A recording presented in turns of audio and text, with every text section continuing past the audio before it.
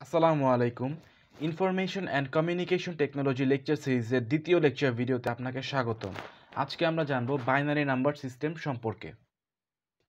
আমরা পূর্বের lecture video হতে ধারণা পেয়েছি যে বাইনারি নাম্বার সিস্টেমে শুধুমাত্র দুইটি অঙ্ক ব্যবহৃত হয়, তা হচ্ছে 0 এবং 1। অর্থাৎ এই সংখ্যার বাইনারি নাম্বার সিস্টেম বা বাইনারি সংখ্যার বেজ হচ্ছে 2। মাত্র দুইটি সংখ্যা ব্যবহৃত হয় বা দুইটি অঙ্ক ব্যবহৃত হয় বলে এই পদ্ধতিকে দ্বিমিতিক সংখ্যা পদ্ধতিও বলা হয়।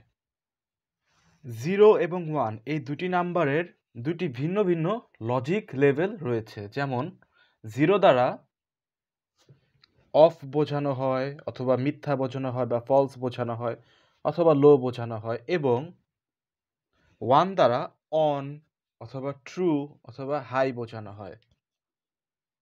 বাইনারি নাম্বার সিস্টেম একটি পজিশনাল নাম্বার সিস্টেম, অর্থাৎ এই সিস্টেমের নাম্বারগুলোর নিজস্ব স্থানীয় মান আছে এবং নিজস্ব মানও আছে।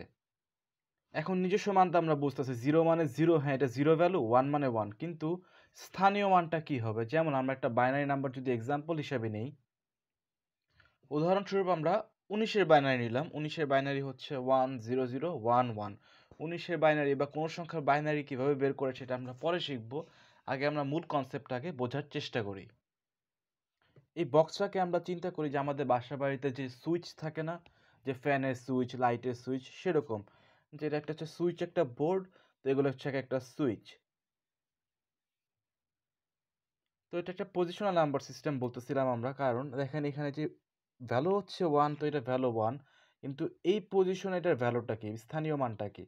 এখানে স্থানীয় মান হচ্ছে 1, মানে হচ্ছে হাই অথবা ট্রু অর অন, মানে সুইচটা এখানে অন আছে। এটা যদি ফ্যানের সুইচ হয়, হ্যাঁ ফ্যান অন বা ফ্যান চালু, ফ্যান চলতেছে।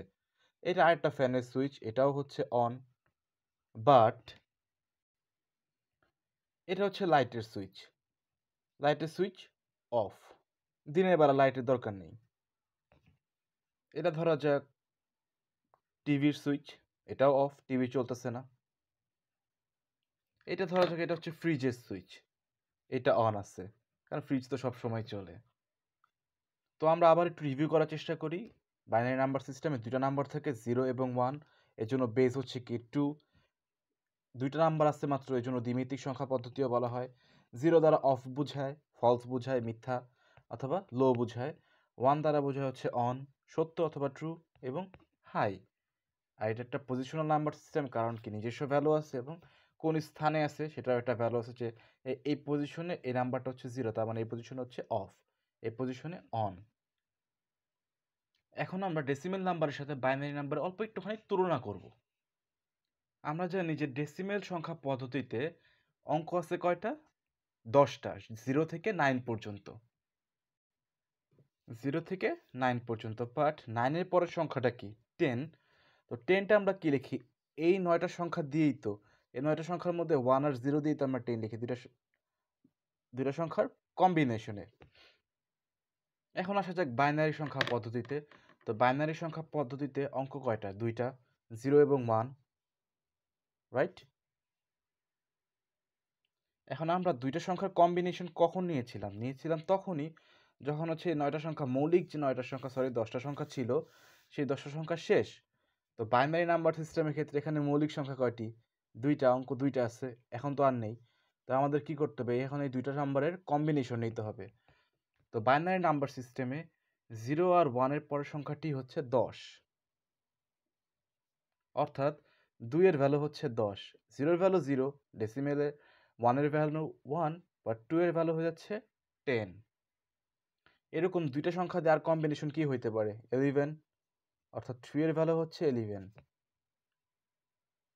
আবার একটু চিন্তা করা যাক ডেসিমেল নাম্বারের ক্ষেত্রে। ডেসিমেল নাম্বারে যে সময় আমরা 99-এ চলে আসি, ডট ডট ডট দিয়ে দিই, ডট ডট ডট 99, 99 পর্যন্ত আমরা এভাবে চলে আসছি। তো 99-এর পরের সংখ্যাটা কি হবে? 100। তিনটে সংখ্যার কম্বিনেশন চলে আসলো।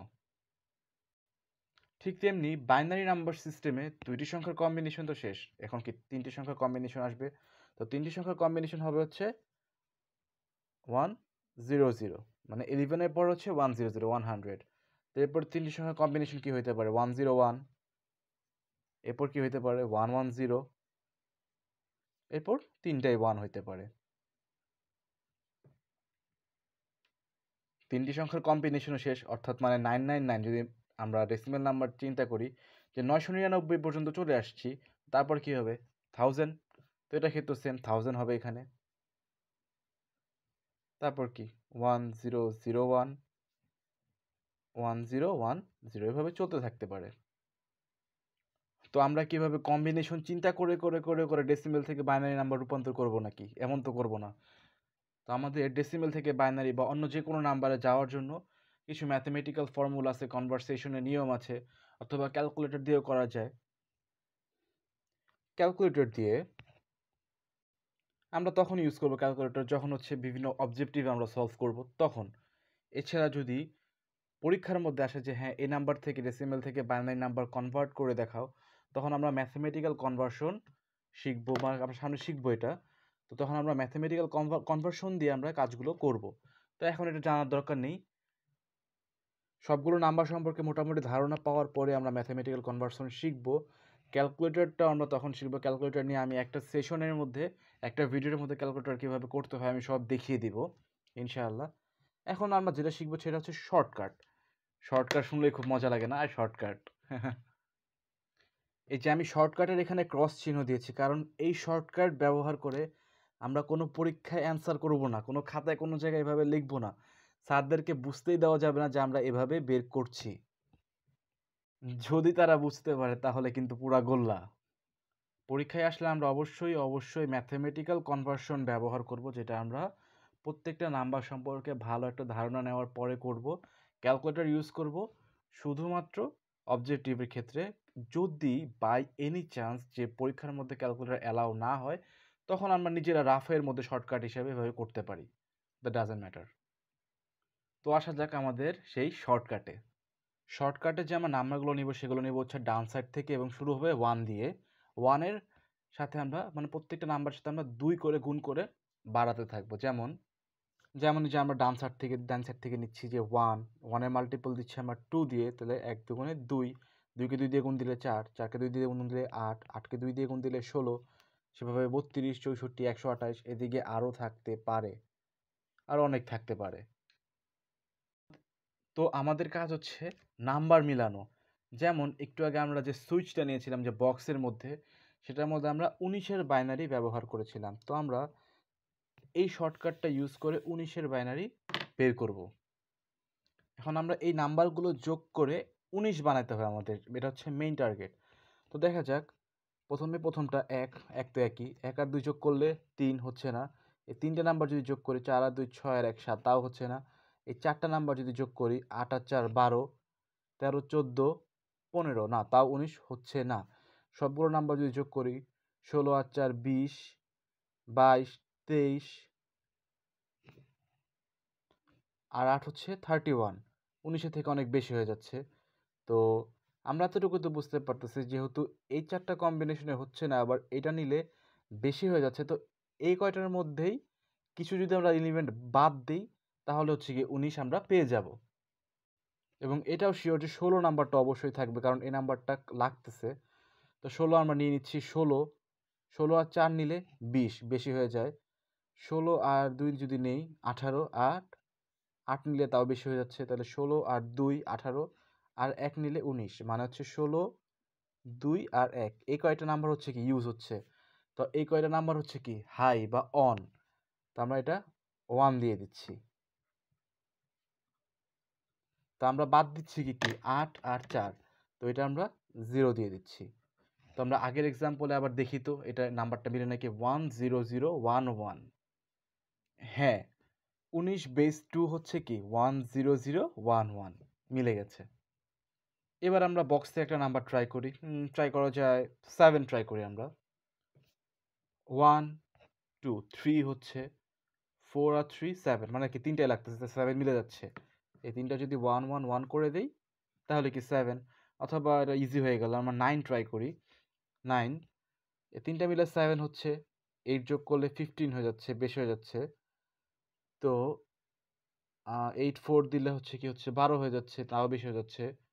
8 আর 2 দিলে হচ্ছে 10 হয়ে যাচ্ছে, তাও বেশি হয়ে যাচ্ছে। বাট 8 আর 1 দিলে 9 হচ্ছে, তার মানে 8 অ্যাক্টিভ আছে, 1 অ্যাক্টিভ আছে, 9।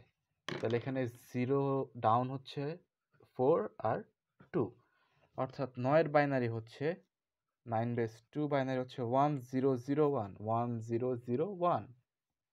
Got it? তো আমরা শর্টকাটটা জেনে গেলাম, তবে আমরা এইভাবে পরীক্ষায় খাতায় অ্যান্সার করব না। যদি আমাদেরকে বলে যে 19-এর বাইনারি বের করেন, তা আমরা যদি এভাবে 1 2 3 4 এভাবে দিয়ে যদি করে দেই, হবে না, কাটা দিয়ে দিবে কিন্তু। অতএব আমরা পরীক্ষায় করার জন্য অবশ্যই ম্যাথমেটিক্যাল কনভার্সন শিখব, এবং সেটা শেখার জন্য আমাদের ভিডিওর সাথে থাকতে হবে। এখন আরেকটা ব্যাপার শিখে নেই, ডিজিটাল সংকেত। তার আগে আমরা যে সুইচ বোর্ডটার কথা বলেছিলাম সেটা একটু চিন্তা করে নিই, যে হ্যাঁ সুইচ বোর্ড এটা। তো এটার মধ্যে কীভাবে ইলেকট্রিসিটি পাস হচ্ছে, যে হ্যাঁ এটা অন করলে ফ্যানটা অন হয়ে যায়, বা এটা অফ করলে টিভিটা অফ হয়ে যায়, কীভাবে হচ্ছে, তো সিগন্যালটা কীভাবে যাচ্ছে, সেটাই হচ্ছে আমরা ড্র করব ডিজিটাল সংকেতের মাধ্যমে। হ্যাঁ এটা অন করছি তো কী হচ্ছে, অফ করতেছি তো কী হচ্ছে। অন করলে কী হয়, অবশ্যই সংকেতটা হাই হয়, উপর দিকে যায়, অফ করলে নিচের দিকে নামে, তাই না, সুইচ। এখন আমরা সেই 19-এর বাইনারিটা আবার নিচ্ছি, 10011, অর্থাৎ প্রথম সুইচে ইলেকট্রিসিটি পাস করবে, অর্থাৎ হাই হবে, উপর দিকে যাবে। পরের যে দুইটা সুইচ আছে সেটার মধ্যে ইলেকট্রিসিটি পাস করবে না, বাকি দুইটার মধ্যে আবার করবে। তো এটাই ডিজিটাল ট্রান্সমিশন বা ডিজিটাল সংকেতটা কি, সেটা আমরা এখন ড্র করতে যাচ্ছি। তো আমরা অফ অবস্থা হতে শুরু করতেছি। তো আমাদের ফার্স্ট ভ্যালু হচ্ছে 1, অর্থাৎ কি অন বা হাই, অনে যাইতে হবে আমাদের। এখন যেহেতু আমরা এখানে এসে ভ্যালু 1 পাইছি, তো এটা কি 0 থেকে উপরে উঠে গেছে, বা অফ থেকে উপরের দিকে গেছে। তো এখন এটা উপরে যাওয়ার পর একটা ফুল সাইকেল চলবে, তারপর একটা নাম্বার পাওয়ার পরে আবার ডিসিশন নেবে যে অন হবে না অফ হবে। তো এটা এখন উপরে উঠছে, এখন একটা ফুল সাইকেল পূরণ হইতে হবে। ব্যাস, ফুল সাইকেল পূরণ হয়ে গেল। এখন কি ভ্যালু পাইছে 0, এখানে আসার পরে 0 পাইছে। তো 0 পাইলে কী হবে, অবশ্যই লো হবে বা ডাউন হবে, ফলস হইতে হবে, নিচে নামতে হবে। তো আমরা নিচে নামিয়ে দিলাম এবং একটি পূর্ণ সাইকেলও পূরণ করিয়ে দিই। তো হয়ে গেল একটা ফুল সাইকেল ফিল আপ। তো তারপরে কি ভ্যালু পাইছে, তারপরেও কি 0 পাচ্ছে আবার। এখানে আসার পর 0, তার মানে কি এই সাইনটা কি, সিগন্যালটা কি ডাউনই থাকবে। তো পরবর্তী সিগন্যাল পর্যন্ত এটা ডাউনই আছে, তো ফুল সাইকেল আবার পূরণ করাই দিই। তো সাইকেল পূরণ করতে গিয়ে দেখলো যে পরবর্তী ভ্যালু হচ্ছে 1, অর্থাৎ আপ। তো এটা উপরের দিকে যাইতে হবে এখন। তো উপরের দিকে গেল, যাওয়ার পরে আবার এখানে আসার পরে দেখলো যে আবারও আপেই আছে, তো এটা কি আপেই থাকবে। তো এভাবে আমরা ড্র করে ফেললাম 10011 এর ডিজিটাল সংকেত। আমরা আবার রিভিউ করতেছি যে ফার্স্ট ভ্যালু ছিল 1, তো 0 থেকে অফ থেকে অন হয়েছে, একটা ফুল সাইকেল ফিল আপ করছে, এরপরে ভ্যালু পাইছে 0, তো নিচে নেমে গেছে, নিচে যাওয়ার পরে সাইকেল ফিল আপ করছে, করার পরে এখানে আসার পরে দেখছে ভ্যালু আবার 0, তো as it is say continue করছে, এখানে আসার পর 1 পাইছে, তো আবার হাই হয়ে গেছে, আবার ফুল সাইকেল ফিল আপ করছে, করার পর আবার 1 পাইছে, তো অ্যাজ ইট ইজ রয়ে গেছে। আরেকটা এক্সাম্পল দেখি আমরা, তাহলে আমরা আরও ক্লিয়ার হব। আমরা এখন ডিজিটাল সংকেত অঙ্কন করব 25-এর, ডেসিমেল নাম্বার 25-এর ডিজিটাল সংকেত আমরা অঙ্কন করব। তো ফার্স্ট অফ অল আমাদের কি 25কে বাইনারি নাম্বারটা কনভার্ট করে নিতে হবে। তো আমরা আপাতত এখন শর্টকাটে ইউজ করব। শর্টকাট আপনি বের করে নেবেন কীভাবে 25 বের করতে, আপনি একটু আগে শিখেছেন। তো 25-এর বাইনারি হচ্ছে 11001। আমরা অফ থেকে শুরু করতেছি। তো ফার্স্টে পাচ্ছে 1, তো অন হয়ে যাবে, ফুল সাইকেল ফিল আপ করবে আরেকটা নাম্বার না পাওয়া পর্যন্ত। তো এখানে আসার পরে পাইছে আবার 1, তো সাইকেলটা কি সেভাবেই চলতে থাকবে আরেকটা নাম্বার না পাওয়া পর্যন্ত।